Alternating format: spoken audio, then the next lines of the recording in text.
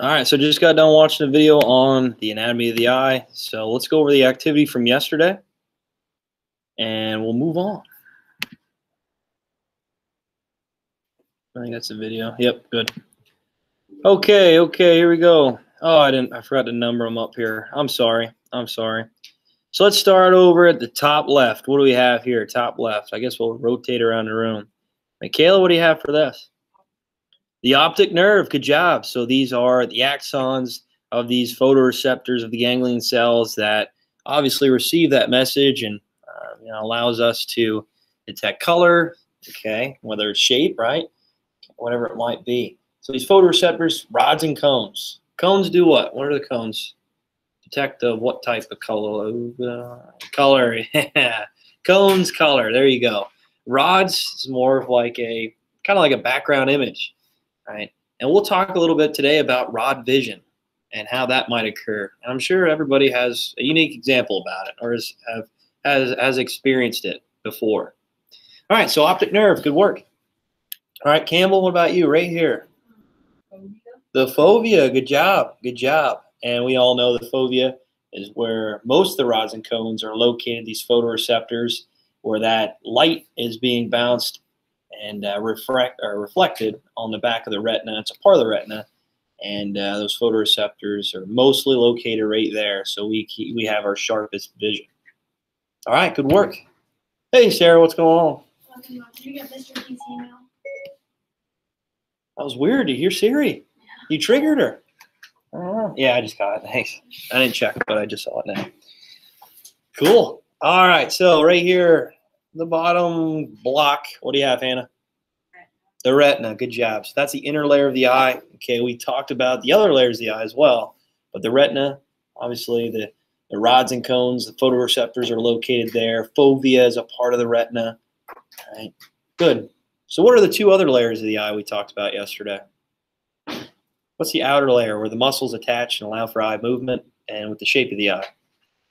What is that called? It appears white. Go ahead, Sarah.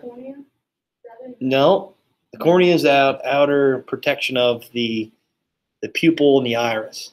So it's not on this or this? No, it's not on there. Sorry about that. We went over in class yesterday. I don't know if you saw the board. I wrote it up on the board. It might have been hard to see it.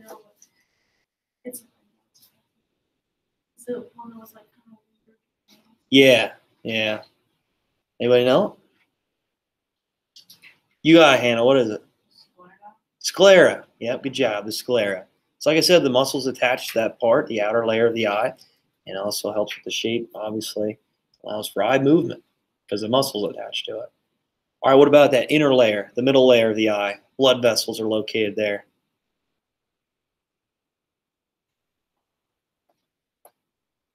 Anybody? Sarah, go ahead. Choroid. Yep, good job. Good job. And sometimes, like I said, in intense situations, whether you're performing activity under stress maybe, or unfortunately like with drugs and alcohol, maybe smoking, the choroid could appear through the sclera, obviously indicating bloodshot eyes, right? Or if you open your eyes up in a pool with chlorine. Oh, my eyes. Yeah. So there you go. Good job. All right, so I know I went off topic there, but where are we at? Let's start right here. So this part and this part are the same. So I didn't mean to try to confuse you with that. It's obviously the eye color and also, I guess you say, constricts depending on how much light is entering the eye. Okay, what is that called? It's one of my favorite songs by the Goo Goo Dolls. Sarah? Iris. Yeah, good job. Good job. You like Iris? Song? Yeah. You like Goo Goo Dolls? That's probably like one of the only songs I know. Well, they play a song for Nightmare on Elm Street.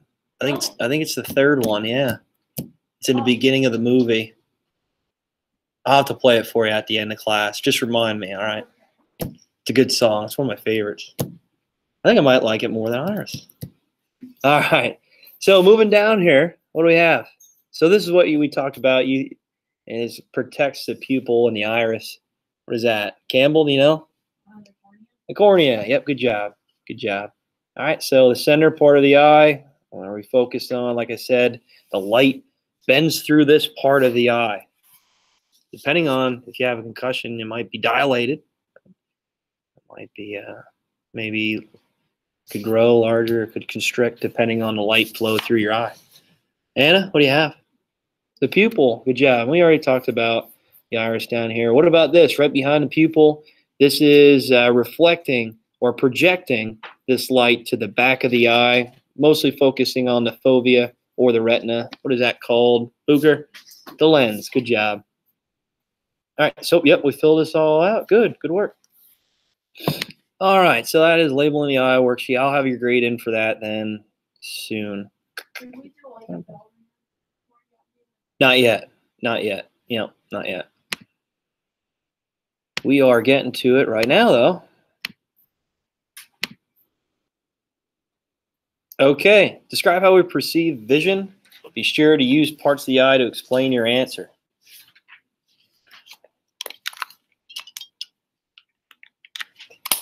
So there's a part at the end that you need to really explain there at the end that obviously is how we perceive it. So that's the part where we perceive it. I'm thinking Friday yet we do the taste test. What do you think with the soda? Is everybody all right drinking soda in here? Yeah? All right, cool. I don't know, Sarah, 6 mile run. I don't know if you want to drink soda, though. You don't want to drink the soda? Oh, okay. What's your favorite? I know it's bad for you, but I love Mountain Dew. Oh, Mountain Dew. I work on the weekends. I love Mountain Dew, too. So bad for you. I was trained from it most of the time. Yeah. After states, my senior year, I got interviewed, and they're like, "Oh, what are you gonna do? What are you gonna do? What are you gonna?" I'm going to get a Mountain Dew. I was like, I'm going to get a Mountain Dew. Oh, it was funny. It was funny how they put it in a newspaper. Then I'm like, really? Make me look like a goober here. Sponsored by Mountain Yeah, should. Yeah, picture in the paper, holding the Mountain Dew. Ball Blast is my favorite, though. Oh, love it.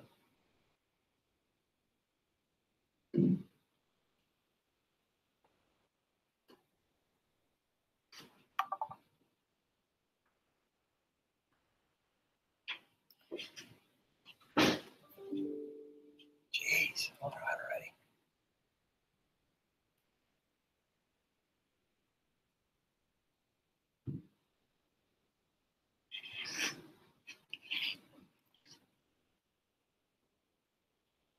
Is anybody in the plane here?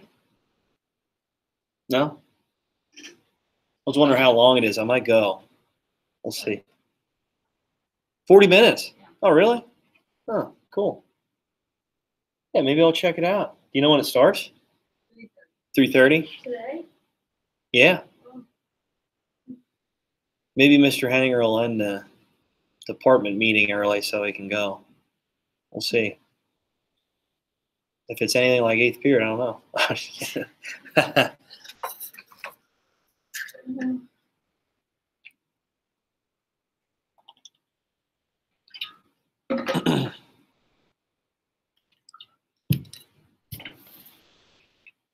It wasn't raining this morning on you, was it, Sarah? Oh, that's good. I couldn't remember if it was drizzling or not. It kind of looks like it's misty out. What do you do? Run around the block here and around the school? There's a loop that we used to do blacktops and track, but I found a loop that's exactly 1 mile. And you start from like the office doors, go down, follow the road out to, I don't even know what the loop, but then you cut up like right across from Clear Lumber, run all the way up to Cubbies, turn right, follow the sidewalk down to Church Street, run back down, and by the office doors, he's at one. Really? So you're at the office doors, you go up to that road. Is that right where the softball field is? Yeah. Or the one above it? Like I run along the sidewalk. Oh. It's like if you're going to like a football game, you know, if you're turning in the park, Yeah. I run down there, or like for the teachers who park in the back, and they turn in that way. Oh. I run up like the sidewalk by Sweet Treats, by Subway. Gotcha. And run along 209 on the sidewalk there, past like Pizza Delight. There you go. All right. It's good to know. It's good to know. Perfect 1 mile. It's pretty nice. Yeah. It's about a perfect mile from my house down Mountain Road to, I think it's 25. Is it 25? That whole loop, like my grandma lives right, like if you're driving that way and you turn on the mountain road, like hers is like one of the first driveways up. And I run there up to like the Plain Creek structures. Oh, yeah. You turn right there on like, I think that's Vikings Valley Road, I'm pretty sure. Or no, Yeah, I ran that once. Jimmy Dam, and then you go back that way, and then cut right, and that whole like walk, I know it's roughly 5 miles. 5. It's not exactly 5 miles, but it's roughly 5 miles. I was going to say, I ran that one time, and I was like, okay. Usually I like to maybe take a 2-second break or 10-second break or whatever. And I'm like, oh, I'm alongside the road. I'm going to look I'm weak here. People driving by and walking. Yeah, I don't like having to stop while people can watch me. Yeah. Watch me slow down. Gotta bust through this. All right, so let's get to it here. So vision first enters the eye where? Oh, sorry, light, I guess you'd say. Light enters the eye where? What part of the eye? The what? Go ahead, Mikhail. The cornea, yep, good job. So light passes then through what? Camel? Not yet. Iris? So the iris bends it, right? So they either contracts or expands depending on how bright that light is. So it enters through the pupil, right? And then the lens, right? So then the lens takes that and projects it on the back of what? This is the inner layer of the eye, right? Hannah? Okay, fovea is a part of what layer?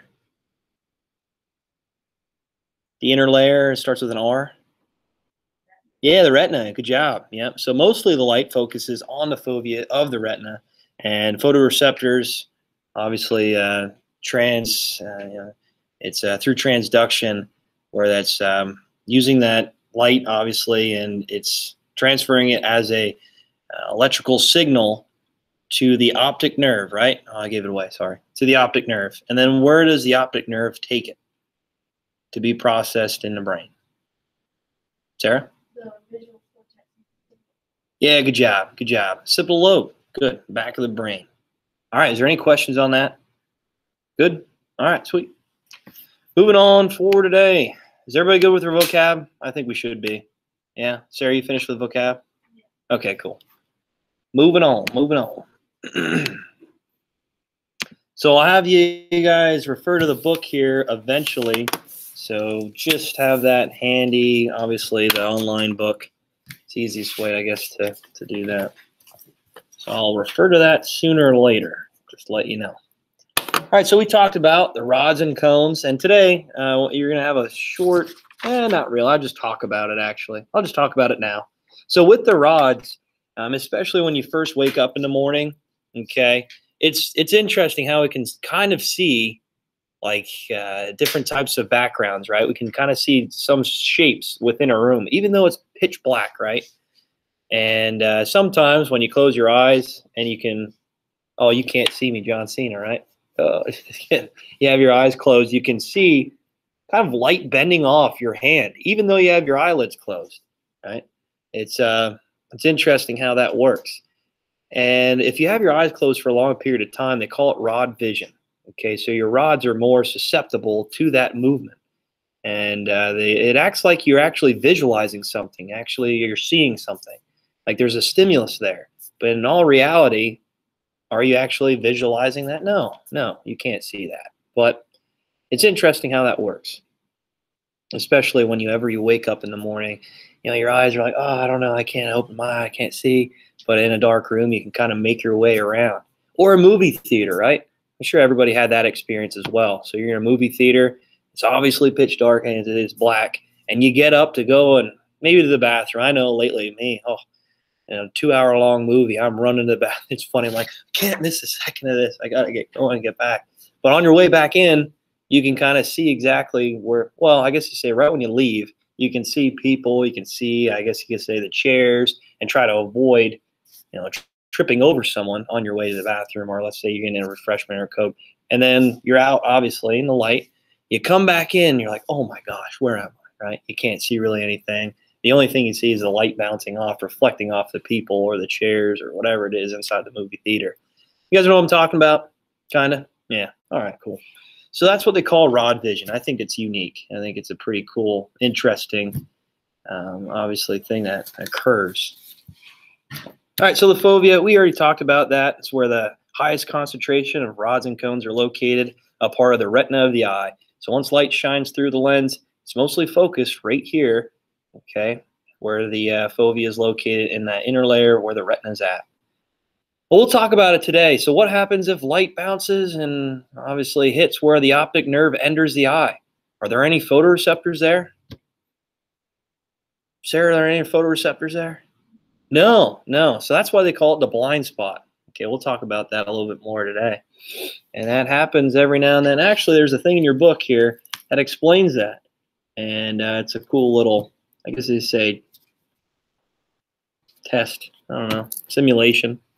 It's unique how that works. So with the optic nerve and the blind spot, kind of talked about it already. Bundle nerve fibers, it carries visual information from the retina to the brain. We already know what the optic nerve is. And that's taking it to the occipital lobe. Okay, that visual cortex in the occipital lobe, which we talked about already last chapter. So it's really taking that information, that information from the photoreceptors, and it's really transitioning that to an electrical impulse to the optic nerve, where it's going to be sent to the occipital lobe. The blind spot, like I mentioned, is a point where the optic nerve exits the eye and where there are no photoreceptors. So if you have no photoreceptors there, you can't see or visualize anything, right? And in some cases, light does bounce on the optic nerve, and it's a blind spot. It's almost exactly when you're driving. Okay, someone travels in your blind spot of your car, you don't see it right away. What's up, Sarah? Is that what causes like yeah. Because like stuff over here is like in the optic nerve. Yeah, exactly. Yep. Yeah. And with this, I guess you say simulation today in your book, it hits the same way as like what peripheral vision would be like. So at first you can see it, and then once you adjust towards a certain point, okay, once you visualize and concentrate on a certain point, it kind of blocks to your peripheral vision. It's like it enters your blind spot. Yeah. I know when I'm driving on the interstate or the highway, and someone goes in my blind spot, I freak out right away. And I never trust my mirrors, never. And now all of a sudden, cars have these cameras on the side of your mirror, which is nice, so they can see it at all times. But I'm always like looking over my shoulder before I travel to the next lane. And I never really trust those mirrors, ever really. Or my backup camera. I have a backup camera, but I really never trust it. I don't know about that. All right, so this is an example you're going to see in the book. Okay, so we'll do this a little bit later. How does that work? So usually I have people do it in class, but we'll just do it later in the book. I think it works a little bit better here. The Vanishing Head video, I don't know if you ever saw that one. It's pretty cool. I'll attach it to the announcement. You guys can check it out after we're done with the lesson, if that works. Visual cortex, real quick. Visual cortex, obviously the brain begins working, transforming neural impulses into visual sensations of color, form, boundary, and movement. Okay. The process is called parallel processing. And it happens simultaneously.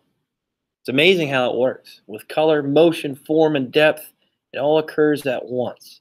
Obviously, people who might have an impaired vision, it might be a little harder for them to understand depth and maybe some movements as well with motion.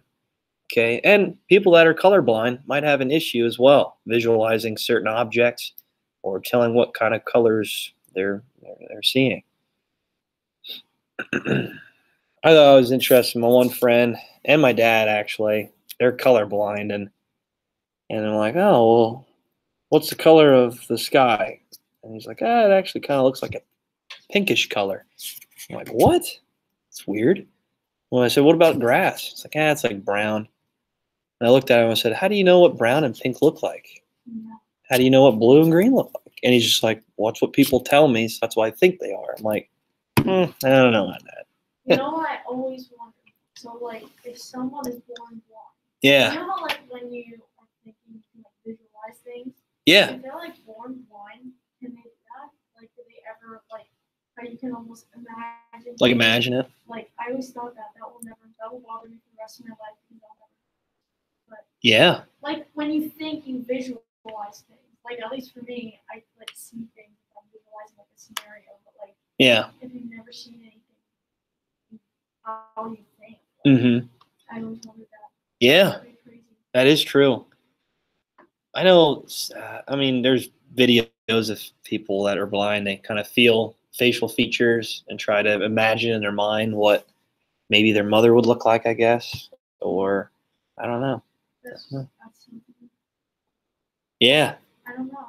That's just like something you don't usually think about, but really like. Mm-hmm. If we're going to have the ability to, I'm sure there's technology out there already that can enhance people's vision that are blind, legally blind. And I think I saw a video one time of a child gaining their vision back and just started bawling, crying because they're like, oh my gosh, I can see, my mom for the first time ever, or someone that's deaf when they hear their mother's voice for the first time. It's like, oh my gosh, I was imagining in my mind what it would be like, and it was almost the exact same, which was interesting. It's like, holy cow, it's crazy.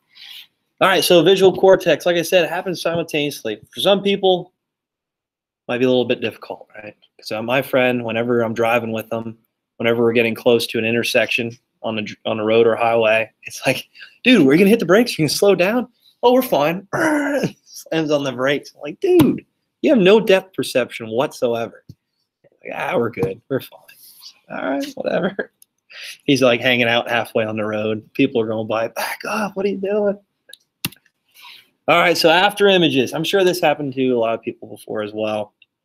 But if you stare, this is an experience as well, a simulation. So stare at the eye of the red parrot while you slowly count to 20. Then immediately look at one spot in the empty bird cage. Faint ghostly image of a blue-green bird should appear in the cage. This is pretty cool. So you got to really focus on the eye of the red parrot. Let's just do this for, 20 seconds. Okay, then you're going to shift right to the center of the bird cage. We'll start right now. People that are watching the recording are like, what is this guy doing? Staring into the... Now you looked away. I know I did. Oh, got to start over. Usually when you blink too, it kind of messes it up.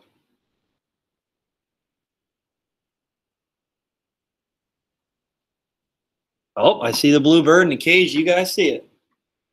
I started seeing a blue bird right behind a red parrot. You guys see that? Yeah, I did too. Started to freak out a little bit. Freaking me out. Campbell, do you see it? No. Are you serious? No. Oh my gosh. Well, sorry. No Yeah, no blue bird. Oh, I feel bad for you. Sarah, did you see it? Yeah. Actually, I still see it. It's right over you when I blink. Yeah, you got to blink a little bit too. It helps out. I still see it. Oh my gosh, I'm going to see it all day now. I'm going to see it in my sleep when I try to go to bed.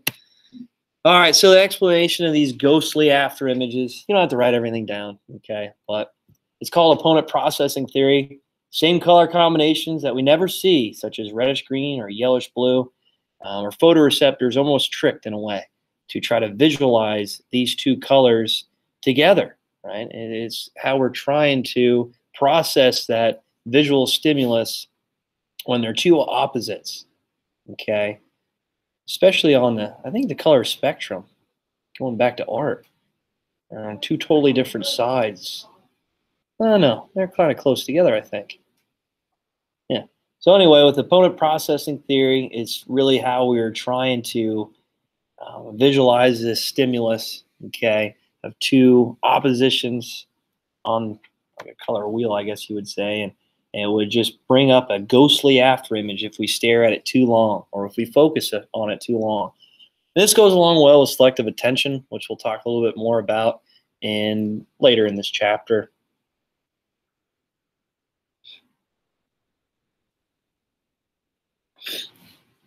So color perception controlled by an activity of two opponent systems, blue-yellow and red-green mechanism.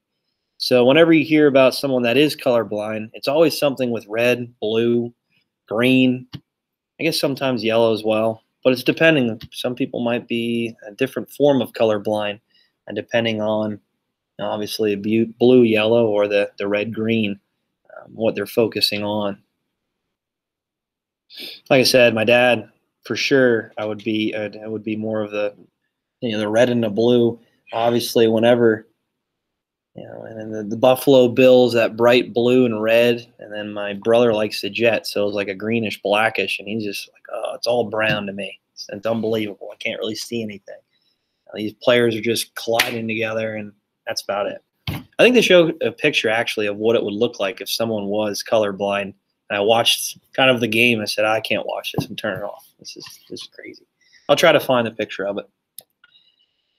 All right, so I'm going to get into color blindness. How about we do that more tomorrow?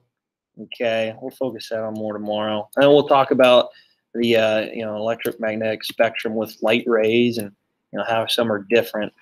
Okay, what do I want to do? Yeah, let's just do these simulations here real quick. All right, so open your textbook to page 212, 213. Exit out of this now. I don't know, Campbell. We'll see if you can do this one then. See if this enters your blind spot. If not, then I don't know what to tell you. I guess you're a mutant, right? No, I'm just kidding. I've been watching a lot of X-Men, so I'm pumped up about it.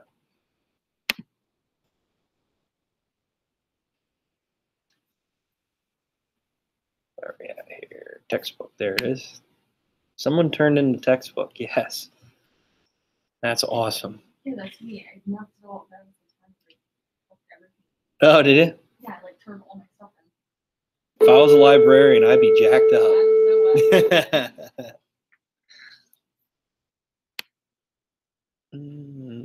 I don't know what it is on the PDF. Could be close to the 212 though.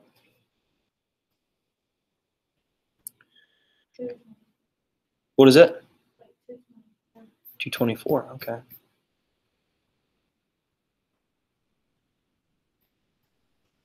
Kinsley Schreffler, for some reason, was really quick at finding it. It was like a second. Oh, 212. Yep, it's actually 224. She'd do it like, boom. I guess she saw it on the board, though, and looked at it right away before class really started. Whenever I get there. All right, so obviously, if you get to the part, then go ahead and try it out. It's called sorry, I can't even talk. The disappearing circle. So figure 8.3 on page 212 says sensation depends on change and contrast in the environment. Hold your hand over one eye and stare at the dot in the middle of the circle on the right. You should have no trouble maintaining the image of the circle. If you do the same with the circle on the left, however, the image will fade. Gradual change from light to dark does not provide enough contrast to keep the visual receptors in your eye firing at a steady rate. Circle reappears only if you close and reopen your eye or shift your gaze to the X. All right, so try that out. That simulation there. See if we can. If it works, if it enters your blind spot. I think it's kind of scary.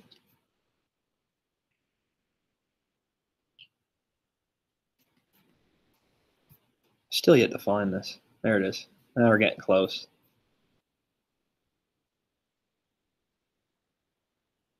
Yes, great. There you go.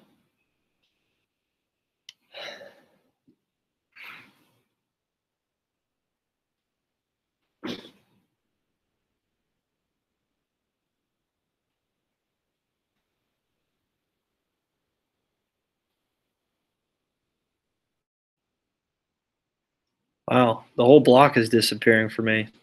The whole circle. Did I do it for you guys? Campbell, did it work? Yeah. Oh my gosh, it works. Sarah, did it work for you? Nice, nice. Booker?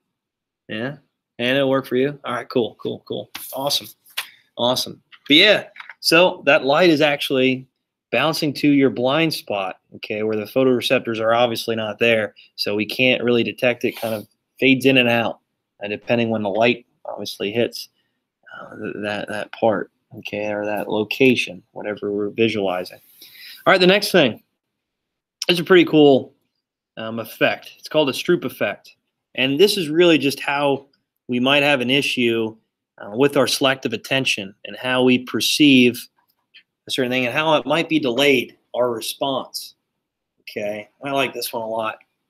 All right, so let's just focus on A right now. We all can label the colors, right? How about I zoom in so we can do this? Let's see how fast we can do it. Let's see how fast we can do it. All right, Sarah, I'm going to time you. Go ahead. What? Just give me a second here. I'm going to get the timer up. Stopwatch. All right, so you're just going to label the color to say, oh, yeah, okay. From left to right and then down a row each time. Yeah, left to right and all the way down until you get to the bottom right one. Yep. On you. All right. Blue, red, yellow, orange, orange, blue, green, red, yellow, orange, red, blue, blue, green, yellow, orange. Okay. All right, I'm writing that down. I'm writing that down. All right, so we got I'm five gonna make a fool of myself with the next one. seconds. 5.72 seconds. Pretty good. Pretty good. All right, all right. Okay, Booker, you're up. Let's see who wins this. And then we'll do the next one, and we'll see how long it actually takes you. Go ahead here. You're not going to do it? Do you not want to? You don't want to? Okay. All right. Well, I'm going to force you to do it then. Campbell? Why not? All right. Okay. Whenever you're ready. Am I doing this again? Yeah, you're doing this. Oh, Yep. okay. I want to see how fast we can maybe get through It's it. going to be slow. I don't want to do that other one. Oh, yeah, you Okay. can. Go ahead. Blue, red, yellow, orange, orange, blue, green, red, yellow, orange, red, blue, blue, green. Woohoo! We got a new winner. 5.2. Sweet. Hannah, you ready? Or don't you want to do it? All right. Okay. All right, so next one here. Here we go. Here we go. So let me just make sure. The color. What's it? Color of the letter. Here, I'll even try to block this one out. The Rubik's Cube. Now I'm gonna make a total for myself. I'm gonna be looking at orange and say blue. Nothing happened. You know what I mean? No, you'll be fine. You'll be fine. Okay, so now I want you to just label the colors. You're not reading it, reading the color. I want you to, yeah, the text color, the font color. Okay. All right, on you. Whenever you're ready. Oh gosh. Oh, hold on. I gotta reset. I thought you were going there. Oh gosh, it's not a good response. All right, you ready? Yep. Go ahead. Blue, yellow, green, red, yellow, red, orange, green, red, blue, yellow, orange, green, orange, yellow, blue. Ooh, actually, this is about spot on. So 10 seconds. Well, 10.95 seconds. That's about perfect because they say it takes double the amount. Too great on my impact tests. Yeah. Oh, all right, Campbell. Oh, shoot. Whenever you're ready. Mine was pretty slow, so you got it. Okay. Blue, yellow, green, red, yellow, red, orange, green, red, blue, yellow, orange, green, orange, yellow, blue. Jeez, That's hard. you're an animal. 9 seconds on the dot. What the heck? Wow. So you're a little bit better with this selective attention here. Good. Good job. Good job. All right. So obviously we know it's a little bit tougher, especially when there's two sources of stimulus in our way here with this, with the color and obviously the font color. A little harder to do. A little harder to do. It takes almost double the amount of time.